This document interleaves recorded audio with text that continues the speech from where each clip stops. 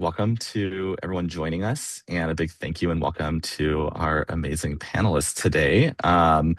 This is our first of two AWFC amplified sound and story sessions that we're doing during the upcoming Emmy season, with voting starting in a couple days. So, joining us today, in no particular order, we have Joanne Higgenbottom, who's a composer of Primal, Marie-Hélène Delorme, who is the composer of Wayward, Morgan Kibbe, who's the composer of All's Fair, and Ruth Barrett, who is the composer of The Girlfriend. So thank you all for joining us today. We're excited to hear about your projects and give you the opportunity to talk about them and share what you've been working on. We are going to try to leave some room for questions at the end. So for everyone listening in, if you end up having any questions, hold on to them. And if we have some time, then we'll open it up to either raise your hand and jump in, or you can put something in the chat and I'll try to get to those questions. So starting out, we're going to go through each of these projects and with each of these composers and talk a little bit about your approach to the score, and then we'll kind of dive into some questions that we'll kind of open up to everyone to jump in with their thoughts and input and insights. So why don't we start with Ruth? There's a lot of tension in your score, and you used a lot of vocalizations along with other instrumentation. So I'd love to hear how you settled on the palette of the score, and maybe how you move through some of the more tense moments and some of the maybe less tense moments. Yeah, I think The Girlfriend is sort of it's tense, but it's also kind of like they were trying to get this thing of playful tension. So we were looking for lighter kind of things to get that feeling across. Ultimately, it ends up being this mad psychological thriller. And it starts off as a kind of like gameplay between these two women who are kind of at odds with each other. And it starts off kind of like a little bit like slightly on edge, and then it kind of escalates to kind of full-blown mental warfare. So I wanted to kind of find these sounds that could take go on a journey, but not be too kind of heavy from the start. And the things that were very that kind of just resonated with Robin, the director, who was amazing, like to be in it and direct it as well, I thought was incredible. That she really loved the idea of vocals being slightly percussive and like the anxious voices in her head that were kind of whispering and chanting like the angel or devil on her shoulder, kind of whispering stuff. And then this kind of beat, this earthy drum that was almost like Robin's character is almost like a mother who is just a bit overprotective. And that earthy beat is kind of like, go on, go on, go on, don't you fuck with my son, because it's the girlfriend is a threat to her relationship with her son. So that kind of like beat and the vocals, the kind of like, is she so beautiful? There's something wrong, was kind of instrumental. And then the Cherry girlfriend character was electronic, sassy, and we didn't want to make her too like dark. And those things, not making the characters too, oh, she's like this and she's like this. You want to feel for both of them and not be sure who to align with. So that was kind of fun to find a sort of synthy beat for Cherry. So yeah, that's kind of in a nutshell what it I was. love that. It's really fun to do. Yeah.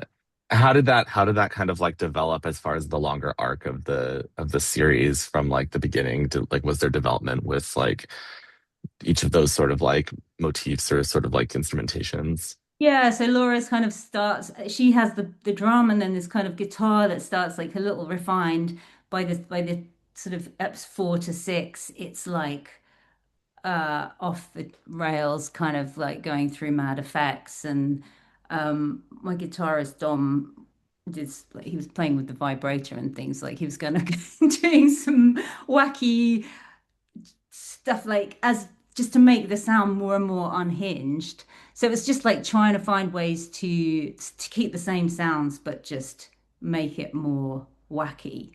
And then Cherry's synths and Laura's drums kind of start to merge together. I suppose the two sound palettes start to merge. Because I don't know if you guys have seen The Girlfriend, but it's like it's filmed from Laura, the mother's perspective, and then it's filmed from the girlfriend's perspective. So you see the whole episode from this angle, and then you see the same thing from the girlfriend's angle.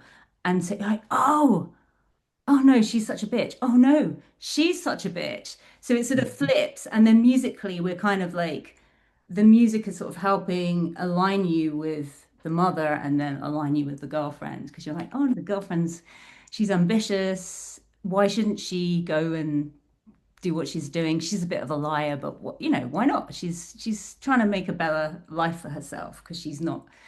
Laura's very rich and Cherry is working class, so it's all about the kind of game playing, I guess. Yeah, that must be kind of fun actually to like get to like kind of like almost score almost. I guess not exactly the same thing, but just basically kind of create these like two perspectives from two Yeah, different they're very characters telling different. the same story.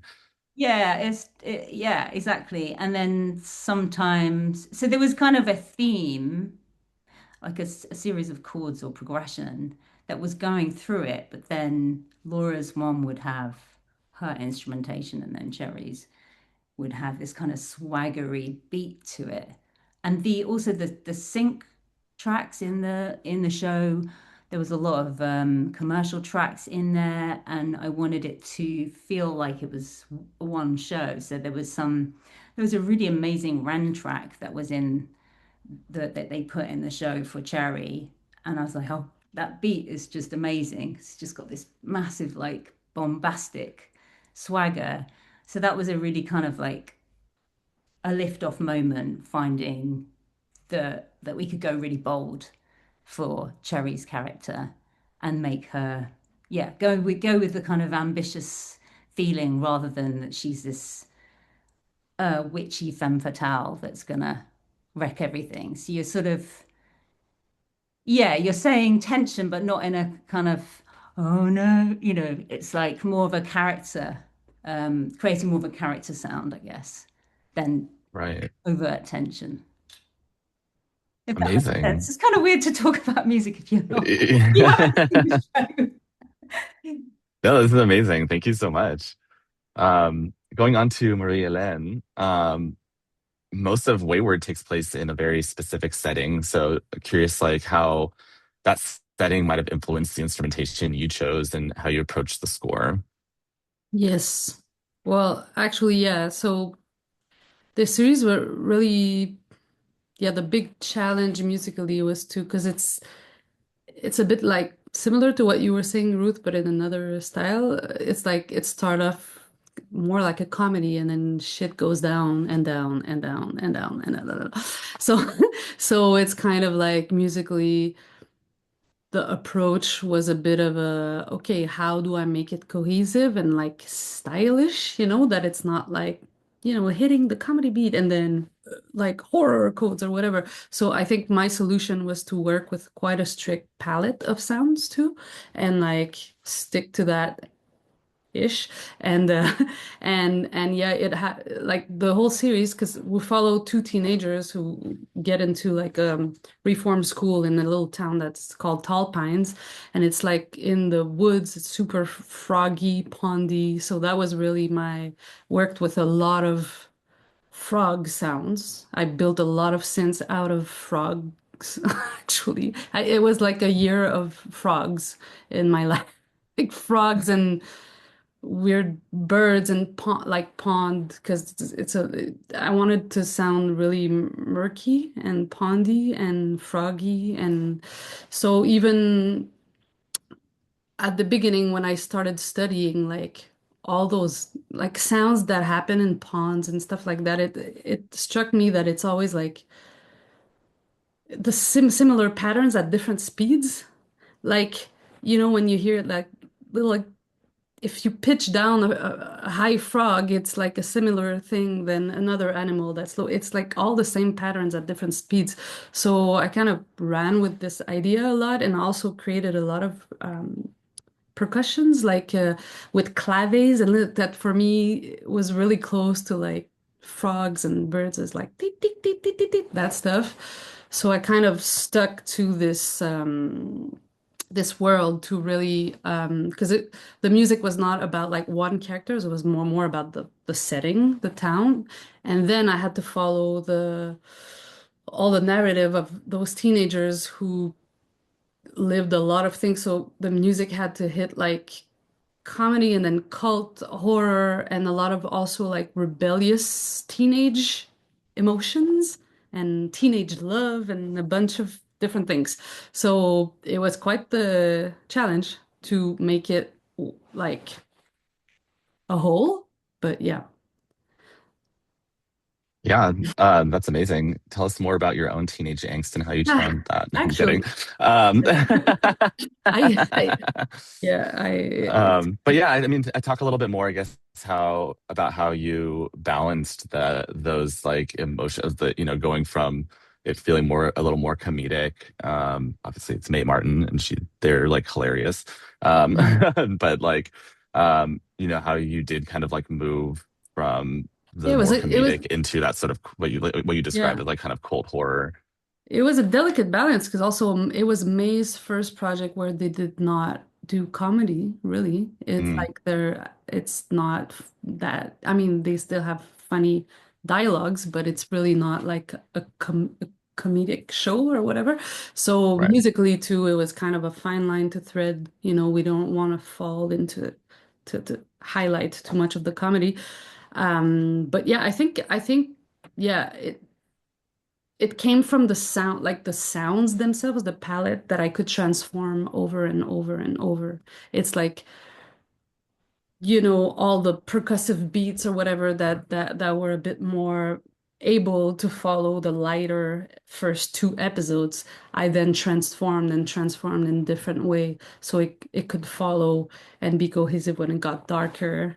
And yeah, I think for me the key was to really work with the sound palette, instrumentation or whatever. Yeah. Yeah, amazing. Thank you. Mhm. Welcome. Um, Morgan, um, it must have been exciting to work on a series that was centering pretty much an all women cast. Um, Fantastic. and Yes. not to mention they're like very kind of like powerful women. Um, your scores seem to use a lot of song production elements in it. So curious to hear about your approach to scoring the journey of these, I guess for lack of a better term, badass women. Yeah. Adventures sure is more like it. Yeah. What I love about, well, first of all, it wasn't just me. I had a co-composer on this show, David Klotz, who I adore. And we've done a couple shows together for Ryan Murphy before. It's just wonderful to work with. And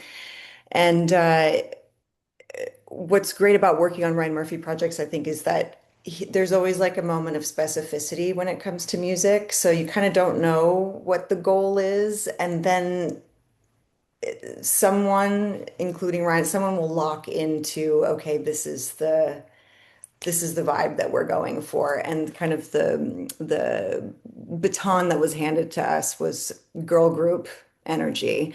So for David and I, who are definitely children of the 90s, it was, going straight to En Vogue and some of the classic British female pop bands and rock bands and stuff like that. And so we kind of like really approached things as if we were writing an album, to be honest with you. And it's interesting hearing Marie-Hélène talk about palette, because I think that's actually a big way that I approach things. It's not usually through theme unless it's specified from the beginning of coming on to a project. I like to think about palette as to how to get into what the show is or the movie is. So for us, it was vocals and it was guitars and kind of sampled drums that were, like hip hop sampling for lots of the percussive elements and stuff like that. So we kind of approached every cue as if we were writing songs for an album, which then in and of themselves kind of became themes that were reused throughout the show. So. Amazing. Um, and can you talk a little bit about like your own sort of like background that kind of like made it so that like you had the tools to approach a Yeah, score like yeah. I this? mean, I was in pop rock world for most of my, well, all of my 20s. And the band that I was a part of called M83 was, an electronic shoegaze kind of rock band. Um, so but I grew up playing classical piano and kind of singing as a kid in the opera and the chorus and playing in jazz bands and kind of had this kind of wide spectrum of references coming into composition, which is actually why I was so happy to move from being a performer to being in the composition world, is that all of a sudden having a box felt really good, like a glass ceiling to bump up against. I really like getting handed, I think, how would I articulate it? When you're trying to explore vocabulary and intent with a director, I think especially if you haven't worked with that person before, it's always kind of a process of establishing what the baseline is, how you're going to speak to each other about things, what that person means when they say X, Y, and Z. I love taking that information and then filtering it through my voice and giving them back something that is, maybe what they were expecting, but it's definitely not going to be exactly what is mandated. At least that's what I hope I can bring to something. So working on a show like All's Fair is kind of a perfect example of, okay, well, yes, we're getting thrown the word girl group, but what does that actually mean to him and them versus us? David's references are different than mine, and obviously I use a lot of vocals within my production. So that's always a great way for me to get down ideas and then flesh out palette from there and ideas from there. So yeah, Amazing. I don't know Did if you that guys answered the write? question. Sorry. Yeah. I just want to know if there's like a hidden girl group song that you ended up writing in the process, but we can get to that later. Ooh. I'm just kidding. Whole album, baby, whole album. Yeah. So finally coming over to Joanne.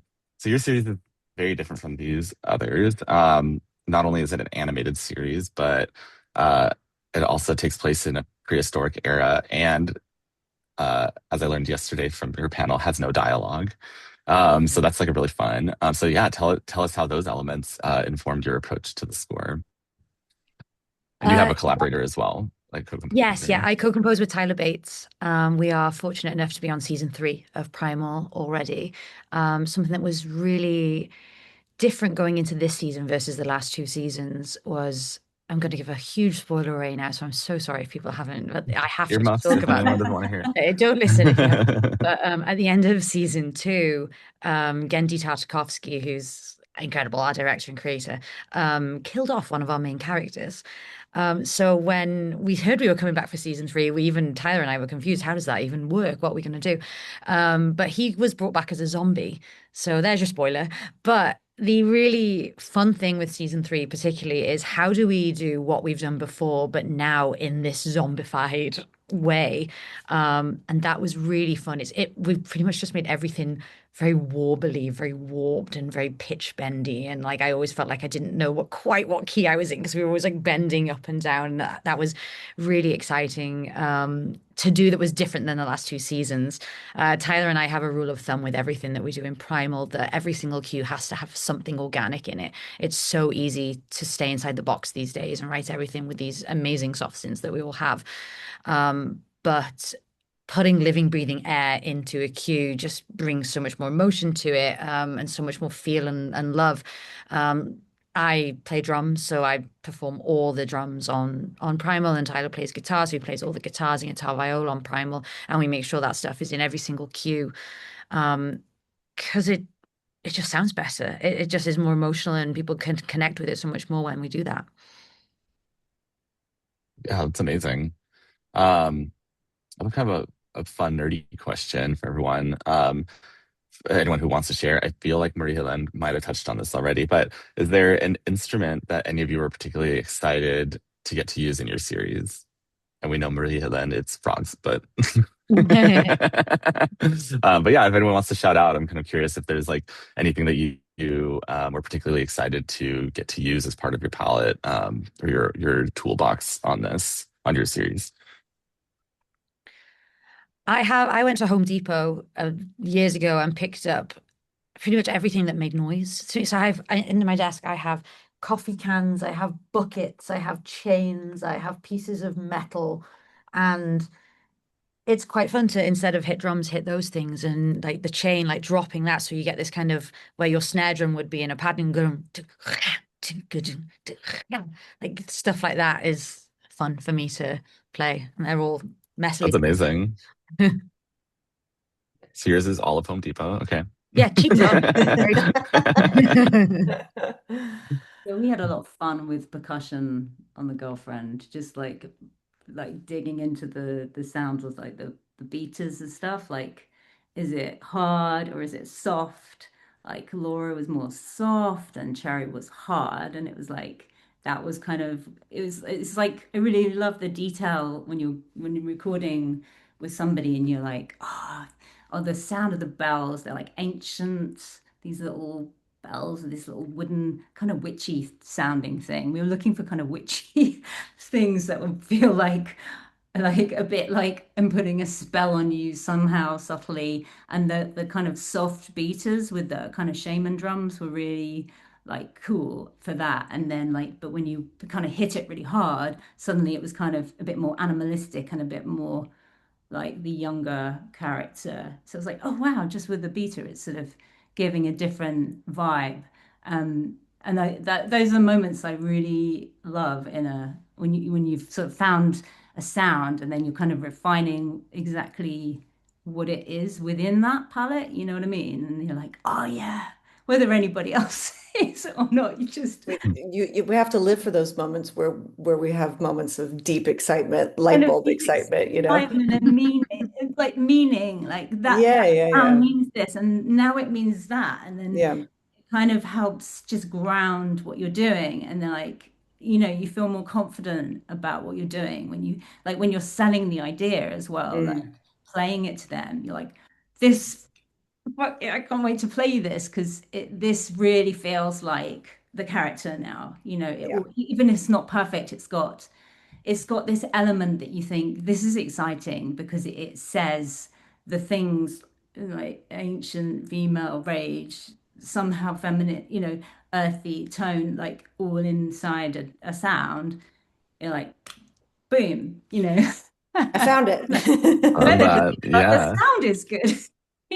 You're onto something, I think. And that's like our job is to sort of pluck those, it's like for me, it is often a sound that starts that excitement. When you're playing around, I might have the melody or something, and then it's like, yeah, but they don't like it yet because it's not encased it's not dressed right.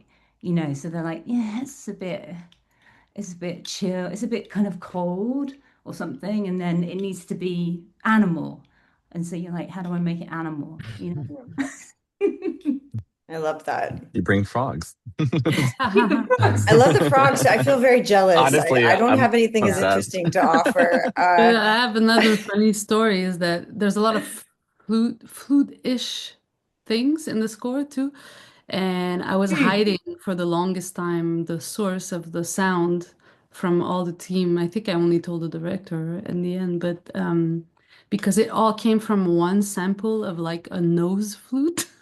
Wow. Awesome. Like, because it has this like a flute that's blown with your nose. It just had this really particular, like start to Very it. neat. And I ended up like sampling it and doing like so much of the score is based on this nose flute, which is really hilarious. But Did you you don't say play it? that early on. Because it I sounds like didn't a play it. I joke. had a Really sample. normal nose flute. Okay, They're like, okay. no, Yeah. right.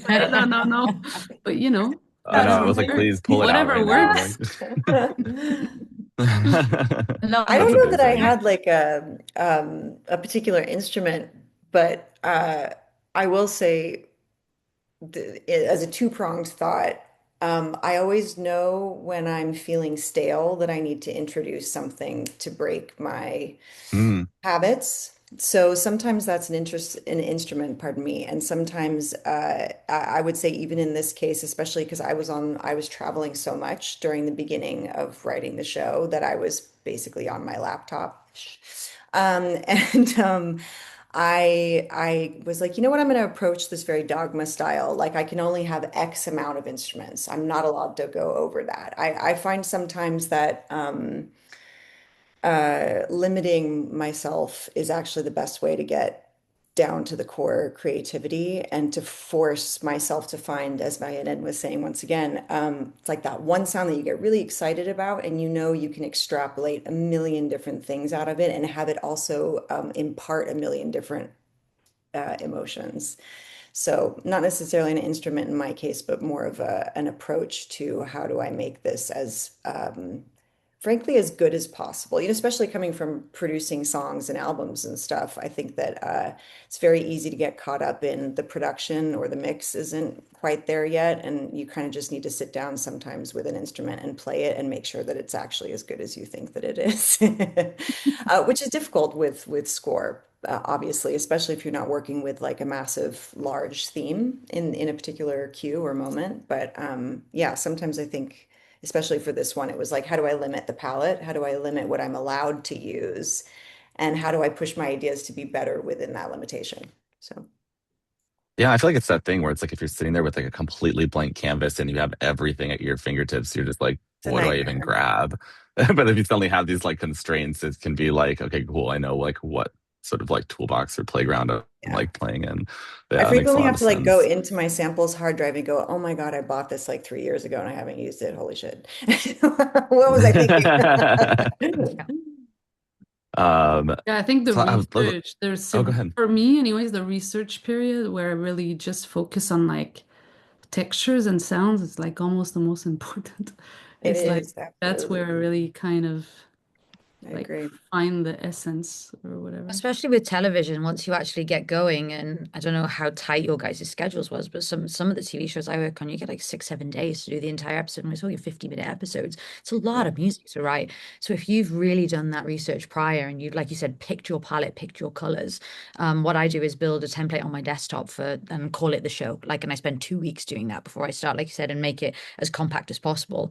And then I know I put them all in folders. So I'm like more ambient stuff, more attack stuff, more pad like stuff, and then I can always pick from that. I mean, it doesn't mean you can't go elsewhere to find a particular thing for a particular scene, but I really try and stick to it, because then everything sounds the same as it should in a show, like within the same tonal palette, and you're not wasting 30 minutes of your time going through Omnisphere for the thousandth time to pick and find a new thing. It's already all there for you. I totally agree.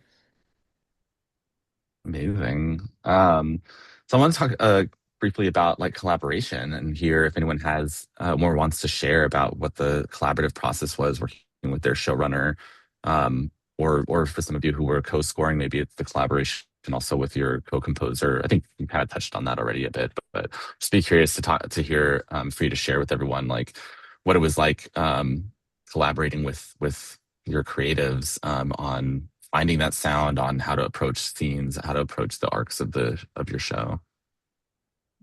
Kind of whoever wants to jump in. Anyone?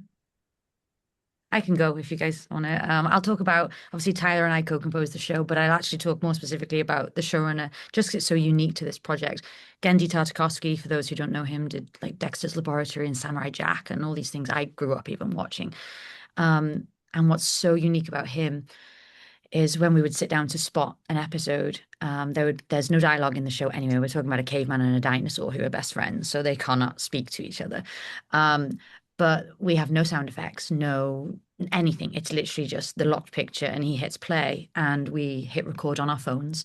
And one time through, he pretty much sings the episode to us. So as soon as we hit play, he goes, "Ticka, ticka, ticka, ticka, ticka, ticka, rah, da," and he literally goes through the show like that. Thank God we record it so I can reference that for the coming week that we're scoring. But what's so intriguing about that, and he does it in that he's not cocky in any way possible doing it. It's just more immediate giving us a result. We can talk with a director who doesn't know how to talk musical language all day, and they can try and intellectually talk about a brass swell, and they don't know what to call it that, so they're trying to tell you in odd English what that means. Whereas Gendy, for example, would just go, "Ma," and I'm like, cool, got it. Know exactly what that is. And in 2 seconds, we don't have to have a huge conversation about it. And it's such a fun way to work. And what also is really good about that is he's really, because he's quite literally like beatboxing and singing it, there's very much differentiation between when it's a sound effects moment and when it's a music moment. And he takes that all the way to the dub stage. So you can hear when he's going like the tap it, that's for the footprints. That's not for music to go. And then when he starts singing, that's where music's going to kick in. So we know our in point. And the show very much has that on and off with sound effects and music, rather than a lot of the times you just write, and they'll figure it out on the dub stage which one will win the battle in that scene. So it's nice having that. Wow. Amazing. Wow, It's a if it's very not on the cool way to work. dusty. Yeah. It's really fun. It's really fun. Well, I'll just say Then- I love collaborating with David. This is our second show together that we've done, and uh,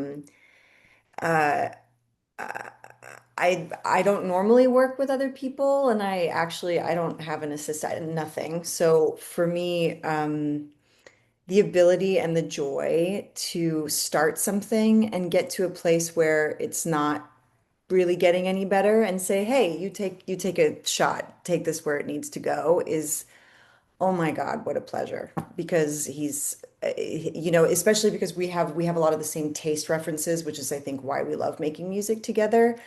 It makes it just such an absolute joy and pleasure to hand off these cues back and forth until it gets to a place it never would have ended up if either of us had been alone. And obviously there are certain things that he'll take or I'll take, depending on what the schedule is, because to Joanne's point, it's like frequently very, very, very, very tight. I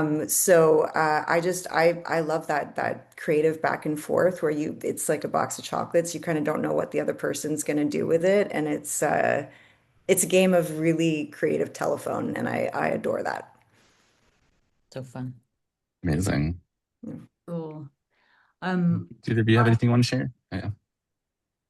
I often collaborate with people, other writers. On the Girlfriend, I wasn't having other writers, but I was using programmers and musicians, and I was really trying to kind of harvest loads of kind of experimentally types of textures.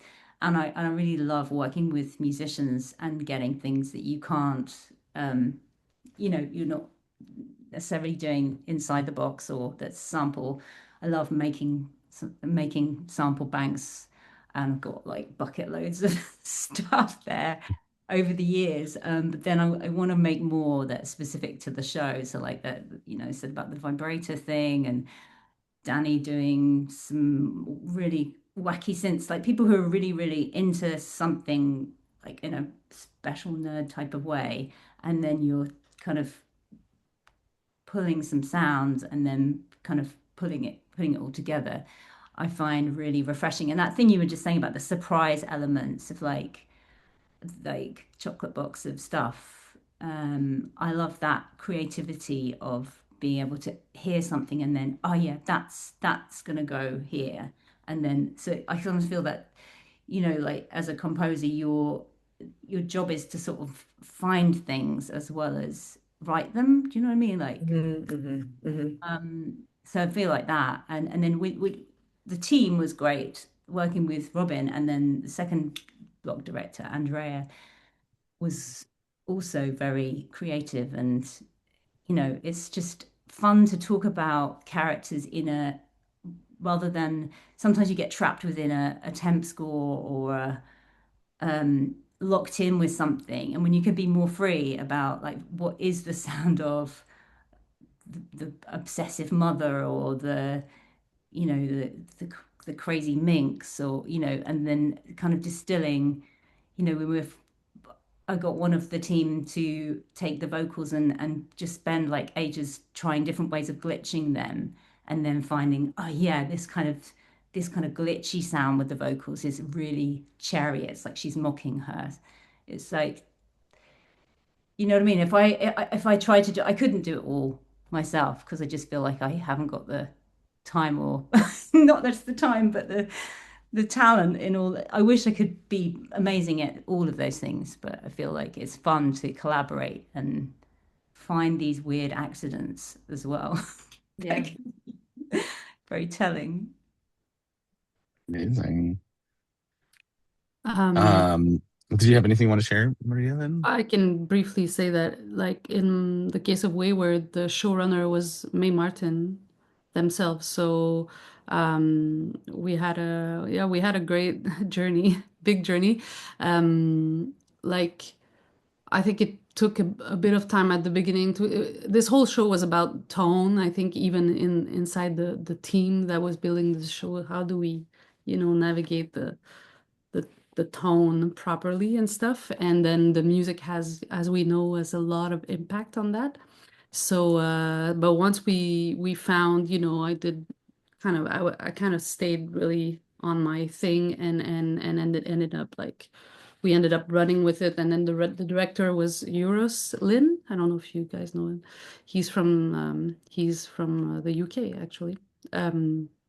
And he was super great, and we just had like a lot of fun going back and forth, and they let me a lot more freedom than I was expecting on this show. So that was really fun.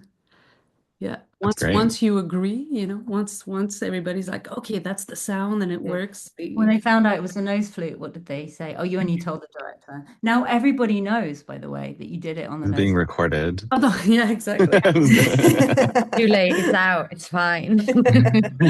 Fine. What did you? I Love want to it. know what you did with the nose flute. Like, what kind of thing? No, I just had a sample. I don't even Did you remember. like put it through different things and like was it Yeah, I made it like a synth. I work with Ableton, so it's really easy. Yeah, Like I just okay. like Oh, ran it. finally somebody else in Ableton. Yeah, Thank exactly.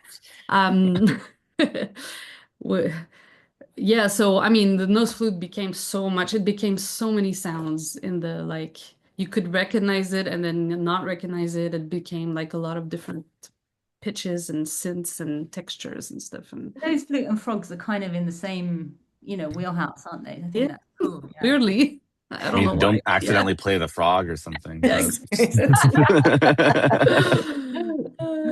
I was going to dive into more questions about how you chose the right species of frog and everything, but that'll be for another day. In the interest of time, I'm going to open it to like we can probably take one question because I know Ruth is going to need to jump off soon. Does anyone listening in have a burning question that they'd like to ask this wonderful group? Yeah, Ailey?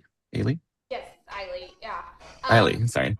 Yeah, I was wondering. I mean, this is for all of you, but it sounds like Joanne, your director, worked a little differently in terms of communication.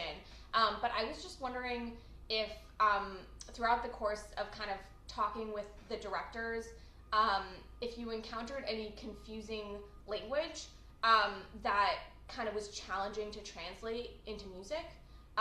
Like they said something with regard to the emotion or the mood, and you didn't quite know like what to do with that musically and kind of how you maybe solve that problem. But it sounds like Joanne, like your director, like communicated quite literally, in terms of sounds and music and stuff. And so obviously that's a little bit different. Yeah. Yeah, I was very fortunate with Gendy in that way, but I will say with the multiple other shows that I'm scoring, I've definitely come across that in movies and TV before. And I mean, I've even had directors say, this music here needs to feel more red, and you're like, okay, what's red to me and what's red to you? Are we talking brass? Are we talking drum? Like, what's red? And I always tell myself it's not stupid to ask more questions. Like you can't, it's better that you don't go away confused and like, oh my God, what am I going to write? And are they going to like it? Just ask like, what does that mean to you? Can you give me any examples or any bands that you like? And you really need to get to know your director and your showrunner and what their tastes are from the very, very get-go. Because like Morgan said, like, when you think of girl bands from the 90s, I might think of Spice Girls and she might think of some hardcore metal female band. I have no idea. But our tastes are all so, so different. So just ask more and more questions, and you don't seem done by asking. It's like, that's amazing. Like, so what's red? Do you like dark stuff? Do you like light stuff? Do you think woodwinds? Do you think like, yeah, it's all communication, and it doesn't help a particular situation, but I've definitely been there. I'm sure all of us have. If you guys have anything else to add. I preempt the moments like that by exchanging music with my team before I even write a note of music for the show or the movie. Music or other people's. I'm sorry, Ruth? Your music or like references from all over the Just place. anything. Anything, yeah. Yeah, sometimes I'll say, hey, because it really depends on who you're working with. I found there are some, and I'll say teams, because frankly, with a lot of, things, I'm not sometimes dealing directly with the director or even the showrunner. Sometimes everything's running through the editor. So I Yeah. try to be conscious of how the production is working on the post side, of who I'm really in communication with, where the information is coming from in the first place, if you're not lucky enough to have that conversation directly with the director or the showrunner.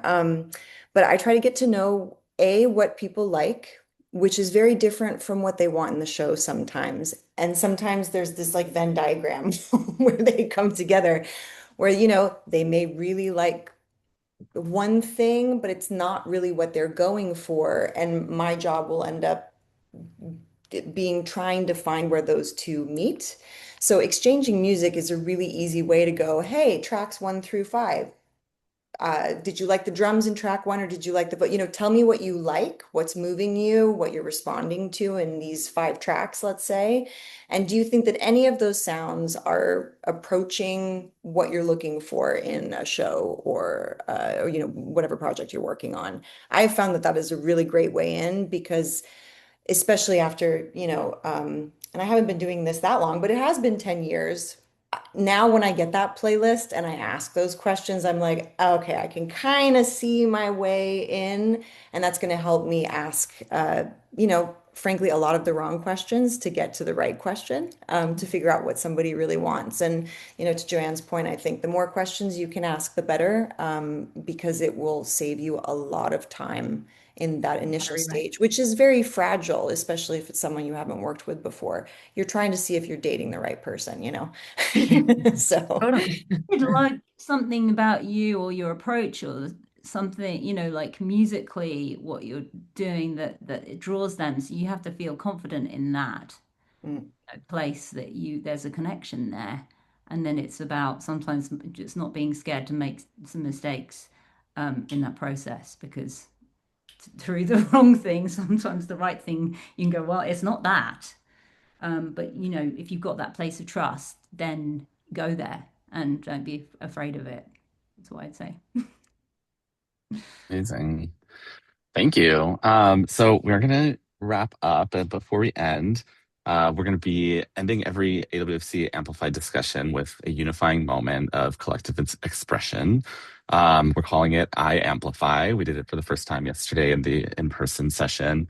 So I'm gonna ask each of you to think of a woman composer, songwriter, music supervisor, executive, someone who, maybe told you that you belonged, showed up for you or others, someone that you feel like in your life recently, in the past, really deserves a shout out, deserves their flowers. And I can actually even kick it off, and I'll say that I would amplify Christine Russell at Evolution Music Partners. She was one of my very first mentors when I first got into this industry, and has always been like a very dear friend and supporter. So that's someone that I would And amplify. that she definitely helped got me a job. She's amazing. I would also amplify Jana Davidoff, who was a publicist, and she's introduced me to a lot of composers, like, a great coach. She has a great cohort of people, and she thinks outside the box in terms of opportunities. Realized that that whole publicity game is about finding the right connections, and I think she's really good at that. So I want to second that one. Amazing. John and yeah, Alex she's are the wonderful. best. I'll go then. I did this yesterday, so I have to pick a different one, which is very unfair. Today I will amplify, let me get their surnames right. Gina Ann and Shirley Song. They are co-composers that do a bunch of like awesome shows currently. And they've both had little boys recently, and I have a little boy. And I do feel like we have this little community within the AWFC where we can bitch about how hard it is to be a composer and a mum at the same time. I'd like to sit in on that talk, please. I You're genuinely, very I would love to welcome. hear you talk more about that. I would actually, I mean, in reference to my show, I'd like to amplify Alexis Woodall, who brought me into the Ryan Murphy universe many years ago and has just been an absolute champion of my work, and is one of the few people that never has to finish a sentence before I understand what she needs. And it is an absolute pleasure to work with her. She's a brilliant director, showrunner, executive, et cetera, et cetera. So she's absolutely a star. Amazing. I will have to amplify Kim Neundorf, who's the person who represents me. Yeah, we met a few years ago, and we started working together. It's pretty recent, like 3 years ago or something, and she's been like really amazing. Felt a lot of, believing in me and my work and pushing me forward for projects, and also been super supportive during like Wayward was actually the first series. I did film before, like features and stuff, but I had never done a TV series. So, the support was there, and she heard me cry a few times. Like, and yeah, it's just so great to have competent women support each other. And yeah, it's been great. Here, here. Amazing. Well, yeah, thank you. Kudos to all those amazing women, and kudos to all these amazing women. Thank you all for joining. This has been a really fun conversation. I wish you all the best of luck as you go into this first round of Emmy voting. And yeah, thanks so much for joining us and for being part of the AWFC Amplified. I hope this was fun for you, and I hope you enjoyed getting to talk about your projects. And yeah, thanks for everyone here who joined listening in, and anyone who's watching this later. And we'll see you at the next one tomorrow at 10 a.m. Thank you, Arbel. It was lovely to meet you, ladies. Thank you. Guys, Thanks, everybody. Take care. Thanks, everyone. bye. Thank you.